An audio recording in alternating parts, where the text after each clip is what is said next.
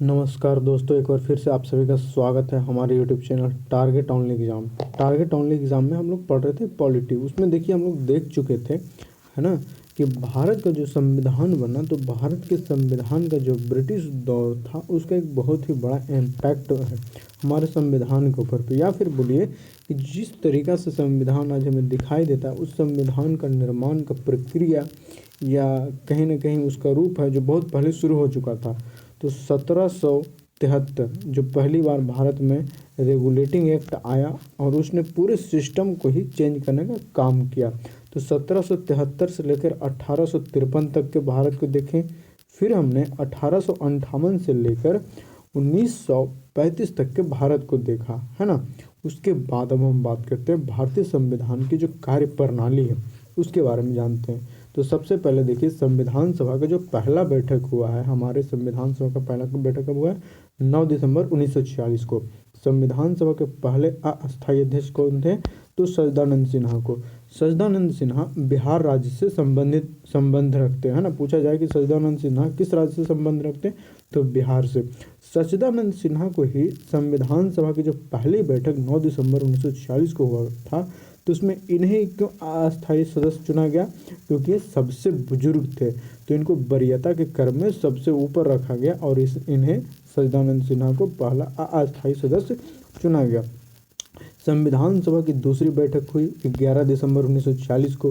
तो देखिए, हमारे संविधान को एक पूर्णकालिक, एक अस्थायी अध्यक्ष का ज़रूरत था, है ना। तो 11 दिसंबर 1940 को जो संविधान सभा की दूसरी बैठक हुई, उसमें पहले अस्थायी सदस्य को चुना गया और जिनका नाम क्या था? राजेंद्र प्रसाद। आगे चलकर यही राजेंद्र प्रसाद भारत के प्रथम राष्ट्रपति बनने का गौरव प्राप्त किए।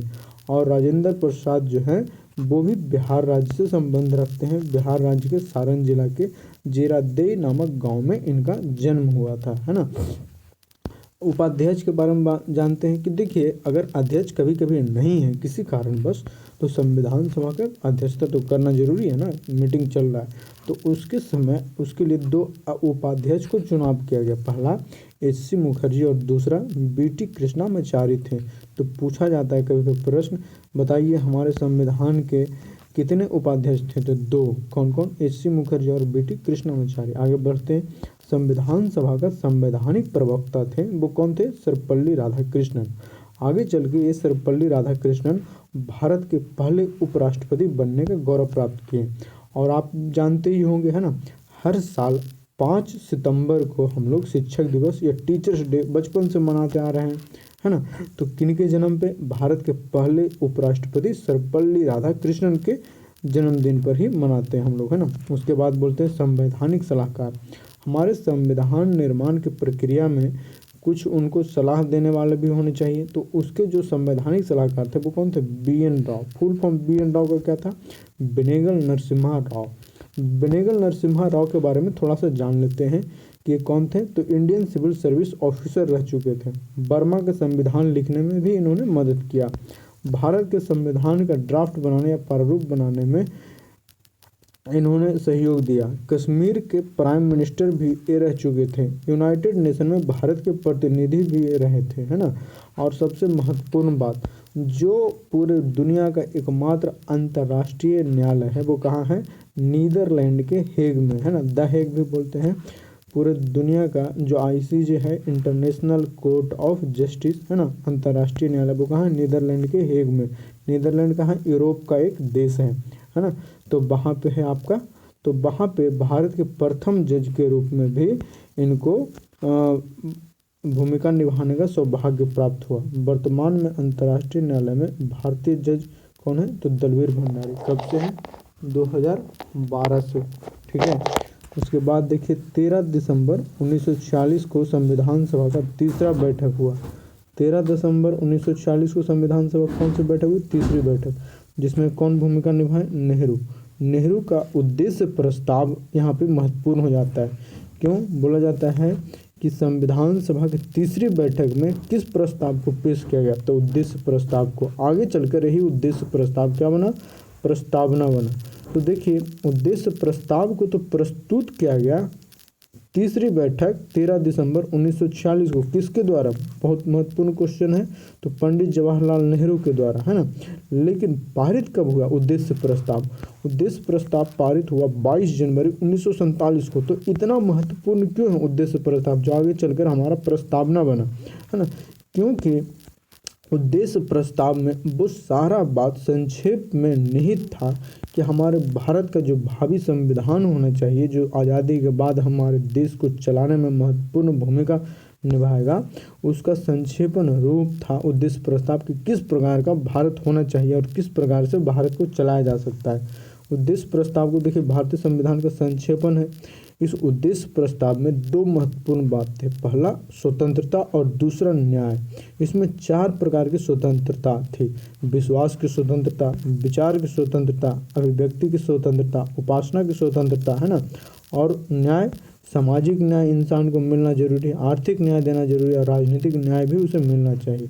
यह सभी किसके लिए था, तो अविभाजित भारत के लिए। देखिए यहाँ पे उद्देश्य प्रस्ताव को प्रस्तुत कब किया गया, 13 दिसंबर 1946 को संविधान सभा की तीसरी बैठक में। और भारत 2 टुकड़ों में कब बटा, 14 अगस्त 1947 को, है ना। 14 अगस्त 1947 को पाकिस्तान बना और 15 अगस्त 1947 को भारत बना। तो उस दिन 13 दिसंबर 1946 को तो अखंड भारत था ना, आज का बांग्लादेश और आज का जो पाकिस्तान है वो भी इंडिया का हिस्सा था। तो ये पूरे भारत के लिए संविधान सभा जो था वो अविभाजित भारत के लिए था। खैर, संविधान सभा में टोटल उस समय कितने सदस्य थे, तो 389 सदस्य थे। 389 सदस्यों का चुनाव हुआ था। कब चुनाव हुआ था, जून जुलाई 1946 में। चुनाव देखिए, संविधान सभा के जो सदस्य का चुनाव हुआ था जून जुलाई 1946 में। और संविधान सभा की पहली बैठक कब हुई, 9 दिसंबर 1946 को। दूसरी बैठक कब हुई, 11 दिसंबर 1946 को। और तीसरी बैठक कब हुई, 13 दिसंबर 1946 को। इसमें तीनों का महत्वपूर्ण क्या है, तो पहला जो 9 दिसंबर 1946 को थे, तो पहले अस्थायी अध्यक्ष कौन थे, सच्चिदानंद सिन्हा। और दूसरा में चुना गया राजेंद्र प्रसाद को। और तीसरा में उद्देश्य प्रस्ताव को प्रस्तुत किया गया, है ना। आप बोलते हैं कि इसका परिणाम क्या हुआ। देखिए टोटल 1946 जो जून 1946 में जो संविधान सभा के सदस्यों के चुनाव के लिए जो इलेक्शन हुआ, है ना, तो उसका परिणाम हुआ कि जिसमें 296 सदस्य को चुना गया था और 93 सदस्य को देसी रियासतों को मिला। उस समय भारत में बहुत सारे जो देसी रियासत थे, तो उनके राजा को बोला गया था या तो आप खुद प्रतिनिधि के रूप में आ जाइए या अपने किसी मतलब भरोसेमंद जिम्मेवार आदमी को सदस्य बनाकर आप भेज सकते हैं, जैसा आपका मर्जी है ना। तो 93 सदस्य किनके तरफ से आए थे, देसी रियासतों को। और 296 जो थे वो चुने हुए थे, जिसमें से 208 सीट का किसके सदस्य थे, कांग्रेस को, है ना। और 15 सदस्य अन्य दलों को मिले थे। और 73 सीट जो हुआ था संविधान सभा के निर्माण में, उसमें मुस्लिम लीग को मिला था, है ना। मुस्लिम लीग के पास कितना सीट थे, 73। तो बहुमत देखिए किसके पास था, कांग्रेस को, क्योंकि 208 सीट मिला था कांग्रेस को। मुस्लिम लीग ने संविधान सभा का बहिष्कार कर दिया, है ना। 16 अगस्त 1946 को सीधे कार्यवाही दिवस या प्रत्यक्ष कार्यवाही दिवस, जिसे डायरेक्ट एक्शन डे के रूप में मनाया जाता है ना। इसका क्या हुआ, लगातार दंगे हुए उसके बाद देश में, है ना। तो देखिए 16 अगस्त 1946 को कौन बोला, मुस्लिम लीग बोला कि हम डायरेक्ट एक्शन डे के रूप में मनाएंगे 16 अगस्त को। और याद रखिएगा 14 अगस्त 1946 को मतलब वो अलग ही हो गया, 1 साल भी लगने नहीं दिया, 2 दिन पहले ही, है ना। तो इसके कारण क्या हो, देश में लगातार दंगे होने लगे, एक बहुत ही भयावह स्थिति पैदा हो गया था उस समय। देखिए यहाँ पे अब थोड़ा सा ये जो है कि रियासत को क्या बोला गया था, किसी भी रियासत ने प्रारंभ में अपना प्रतिनिधि नहीं बोला, वो बोला कि हम इसके संविधान सभा में क्यों जाएं, है ना, ऐसा उनका मानना था। आगे चलकर कुछ रियासतों के प्रतिनिधि आए, हैदराबाद का प्रतिनिधि कभी भी नहीं आया था। तो बोला जाता है कि किस रियासत का कोई भी प्रतिनिधि संविधान सभा का हिस्सा बनने के लिए कभी भी नहीं आया, तो वो है हैदराबाद, है ना। उसके बाद देखिए परिणाम क्या हुआ इसका, भारतीय संविधान का गठन हुआ, क्योंकि बहुमत कांग्रेस के पास था, है ना। मुस्लिम लीग तो बोला कि हम डायरेक्ट एक्शन डे मनाएंगे, मनाओ भाई, क्योंकि आपके पास 73 सीट इसको मिला था, बाकी 8 सीट था जो अन्य 15 सीट अन्य दलों को मिला था और 208 सीट कांग्रेस को मिला था ना। तो कांग्रेस के पास बहुमत था, तो वो बोला हम संविधान का निर्माण करेंगे, है ना, आप शामिल हो जाइए, तो ठीक है। तो परिणाम क्या हुआ कि आपका संविधान सभा का गठन हुआ। कब हुआ गठन, तो 9 दिसंबर 1946 को। तो यूनाइटेड प्रोविजन जो संयुक्त प्रांत था उससे सबसे ज़्यादा प्रतिनिधि थे, है ना। यूनाइटेड प्रोविजन से क्या थे सबसे ज़्यादा सदस्य, कितने सदस्य थे 55। उसके बाद देखिए मद्रास से सदस्य थे, मद्रास से कितने थे 49। 296 में महिलाएं बोला जाता है 15 सदस्य थे। जो चुने हुए कुल जो सदस्य थे वो कितने थे 296, है ना। 296 में से 208 कांग्रेस के, 15 अन्य के और 73 जो थे वो किसके थे मुस्लिम लीग के। तो टोटल 296 जो सदस्य थे उसमें से बोला जाता है कितने महिला का चुनाव हुआ था, तो 15 महिला का। 15 अगस्त 1947 को भारतीय स्वतंत्रता अधिनियम के द्वारा भारत एक संप्रभु राष्ट्र बन गया, है ना। कैसा बन गया, संप्रभु राष्ट्र, स्वतंत्र राष्ट्र। कॉलोनियल इरा का एंड हुआ। और आप सभी जानते होंगे कि इसी रात में 15 अगस्त 1947 के रात में ही दरमियान वाली जो रात थी, है ना, उसमें सबसे इम्पोर्टेंट जो भाषण दिया गया है पंडित जवाहरलाल नेहरू का द्वारा, है ना, वो पूरे भारत के लोगों को पता ही होगा, आप भी जानते होंगे, कभी सुनिएगा इस भाषण को। बहुत ही बेहतरीन भाषण था, है ना, कि जिसके लिए लॉन्ग ईयर्स अगो जो उनका स्टार्टिंग है ना, बहुत ही बेहतरीन भाषण है, तो आपको सुननी चाहिए, ठीक है। यहाँ पे देखिए क्या हुआ इसके बाद, जो भारतीय स्वतंत्रता अधिनियम 1947 के द्वारा 15 अगस्त 1947 को भारत आज़ाद हुआ, तो उसमें क्या क्या मतलब प्रावधान था। तो पहला था संविधान सभा संप्रभु हो गई, मतलब संविधान जो है, संविधान सभा जो बनाएगा, जो मिलकर उनके उसके सदस्य जो भारत के संविधान का निर्माण करेंगे, उनके ऊपर किसी भी दूसरे राष्ट्र का, दूसरे नेशन का कंट्रोल नहीं होगा। वो क्या होगा, संप्रभु होगा, सोवरेन होगा। संविधान सभा को 2 कार्य सौंपे गए आज़ादी के बाद। देखिए महत्वपूर्ण कार्य सौंपे गए आज़ादी के बाद। पहला, संविधान सभा को संविधान निर्माण करने का कार्य सौंपा, और दूसरा, संसदीय केंद्रीय विधायिका में जीवी मावलंकर देश में शासन का संचालन करना। अध्यक्ष डॉक्टर राजेंद्र प्रसाद, है ना। तो संविधान सभा को संविधान का निर्माण का कार्य करना था और कार्य सौंपना था ना। मतलब अब देखिए भारत आज़ाद हो गया ना, तो आज़ाद मुल्क के ऊपर कुछ कानून तो लागू करना पड़ेगा कि किस तरीके से हमारा संविधान है। तो पहली जो संविधान सभा थी वो दोनों तरीका का काम किया, है ना। एक तो संविधान बनाने का और दूसरा कार्य संचालन का, है ना। तो बोला जाता है कि जब संविधान सभा के अध्यक्ष कौन थे, डॉक्टर राजेंद्र प्रसाद। तो संविधान सभा की जब बैठक होती थी तो उसके अध्यक्षता कौन करते थे, डॉक्टर राजेंद्र प्रसाद। और बोला जाता है, क्वेश्चन को हमेशा याद रखिएगा, है ना, पूछा जाता है एग्जाम में कि भारत के, है ना, पहले लोकसभा अध्यक्ष का नाम कौन था, क्या था, भारत के प्रथम लोकसभा अध्यक्ष का नाम था जीवी मावलंकर, है ना। तो जो संविधान सभा के सदस्य थे वही लोकसभा सदस्य के रूप में कार्य करने लगे। तो जब लोकसभा का बैठक होता था तो उसकी अध्यक्षता कौन करते थे, जीवी मावलंकर, है ना। तो देश में शासन का संचालन जब होता था तो बोला जाता है कि देखिए जब संविधान सभा का बैठक होता था तो उसकी अध्यक्षता डॉक्टर राजेंद्र प्रसाद, और जब मतलब लोकसभा का या देश में शासन का संचालन करने का जो बैठक होता था तो उसका अध्यक्षता कौन करते थे, जीवी मावलंकर। इसीलिए जीवी मावलंकर को भारत के लोकसभा का प्रथम अध्यक्ष बोला जाता है ना। सीटों की संख्या में परिवर्तन हो गया। अब देखिए पहले कुल कितने सीट थे, 389 सीट थे, है ना, 389 सीट थे। तो उसमें से 296 सीट थे वो क्या था आपका डायरेक्ट चुना हुआ, और बाकी जो सीट था जो आपका बाकी जो सीट था वो किसके द्वारा था, बाकी देखिए जो 93 सीट था, है ना, वो आपका रियासत के पास था। लेकिन अब तो पाकिस्तान अलग हो गया, है ना, और पाकिस्तान अलग करने में सबसे बड़ी भूमिका किसकी थी, सभी जानते हैं, मुस्लिम लीग का था, है ना। तो अब हमारे पास जो संविधान सभा का जो स्वरूप था उसका भी तो अब अलग हो जाएगा ना प्रक्रिया। तो हमारे पास देखिए यहाँ पे बोला गया कि जो सीटों की संख्या थी वो 389 से 299 कर दिया गया। क्या कितना कर दिया गया, 389 से 299, जिसमें से मद्रास में टोटल 49 सीट थे, संयुक्त प्रांत में 55 सीट थे, और मध्य प्रांत में टोटल 17 सीट थे, है ना। अब संविधान सभा का कार्य देखिए क्या क्या महत्वपूर्ण कार्य था, तो अभी आपको बताया नहीं, जान लीजिए। ये पहला संविधान को तैयार करना, दूसरे अधिनियमित कानूनों को निर्णय लेने की प्रक्रिया में शामिल किया गया, है ना। तीसरा 22 जुलाई 1947 को संविधान द्वारा राष्ट्रीय ध्वज को अपनाया गया। तो पूछा जाता है कि हमारे संविधान सभा द्वारा राष्ट्रीय ध्वज जो हमारा प्यारा तिरंगा है इसको कब अपनाया गया, तो 22 जुलाई 1947 को। इसने मई 1949 में ब्रिटिश राष्ट्रमंडल में भारत की सदस्यता को स्वीकार कर मंजूरी दी।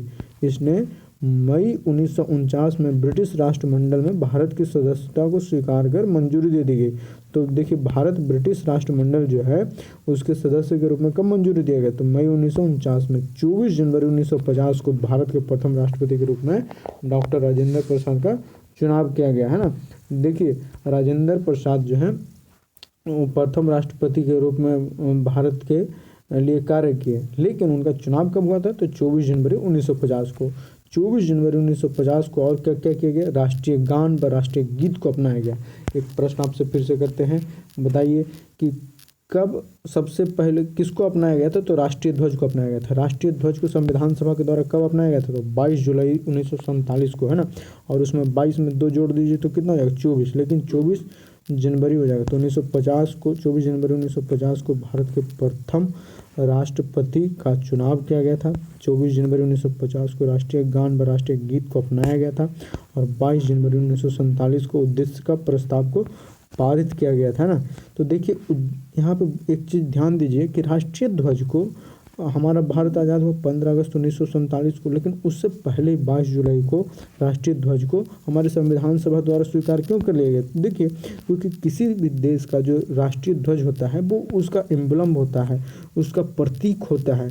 दूसरे देश के राष्ट्राध्यक्षों के साथ जब हमारे देश के राष्ट्राध्यक्ष जब मिलते हैं, मुलाकात करते हैं, हमारे देश के राष्ट्रपति प्रधानमंत्री मुलाकात करते, देखते होंगे उनके पीछे झंडा रहता है भारत का, जो भारत के प्रतीक है, प्रतीक के रूप में भारत को प्रेजेंट करने का काम करता है। तो देखिए 22 जुलाई 1947 को इसलिए ज़रूरी हो गया क्योंकि अगर नहीं अपनाया रहता तो उस समय ब्रिटिश का लॉ इंडिया में था। ब्रिटिश ने 15 अगस्त 1947 को चला गया, तो उसका झंडा क्या था, ब्रिटेन का जो झंडा है, राष्ट्रीय झंडा, उसका क्या नाम है, यूनियन जैक्सन। तो यूनियन जैक्सन को जब उतारा गया तो हमारा जो ट्राई कलर फ्लैग है ना, प्यारा तिरंगा है, उसको फहराना जरूरी था ना। तभी तो हमारा देश का जो प्रतिनिधि के रूप में एक पता चलता कि हमारा जो राष्ट्रीय ध्वज जो है वो पूरे देश में एकता का, भाईचारा का, या फिर हमको संप्रभु स्वतंत्रता का प्रतीक के रूप में कार्य करता है ना। इसलिए तो सबसे पहले देखिए किसको अपनाया गया, राष्ट्रीय ध्वज को, जो 22 जुलाई 1947 को अपनाया गया। अब देखिए यहाँ पे 24 जनवरी 1950 को बहुत बाद में, है ना, देखिए कितने बाद में अपनाया गया, जो राष्ट्रपति के रूप में डॉक्टर राजेंद्र प्रसाद को चुना गया। और 24 जनवरी 1950 को जो राष्ट्रीय गान है, राष्ट्रीय गीत को अपनाया गया। राष्ट्रीय गान क्या है जानते हैं ना, और राष्ट्रीय गीत है वो भी जानते हैं ना। कमेंट करके आप नीचे बता सकते हैं हमको। 22 जनवरी 1947 को उद्देश्य का प्रस्ताव को पारित किया गया। देखिए 22 जनवरी 1947 को उद्देश्य का प्रस्ताव को क्या किया गया, पारित किया गया। और 22 जनवरी अब उद्देश्य का प्रस्ताव को पेश कब किया गया था, तो 13 दिसंबर 1947 को, है ना, संविधान सभा की तीसरी बैठक में उद्देश्य का प्रस्ताव को किसके द्वारा पेश किया गया था, तो पंडित जवाहरलाल नेहरू के द्वारा। अब देखिए संविधान सभा के जो प्रारूप समिति था उसके बारे में जानते हैं। हमारे संविधान निर्माण के लिए संविधान सभा के अंदर बहुत सारी समितियों का निर्माण किया गया था, जिसमें बोला जाता है सबसे महत्वपूर्ण समिति में से एक समिति था संविधान सभा के प्रारूप समिति। इसके अध्यक्ष कौन थे, तो इसके अध्यक्ष थे आपका डॉक्टर भीमराव अंबेडकर। या फिर बोलिए कि हमारे जो संविधान सभा के प्रारूप समिति का सभापति या अध्यक्ष कौन थे, तो डॉक्टर भीमराव अंबेडकर, है ना।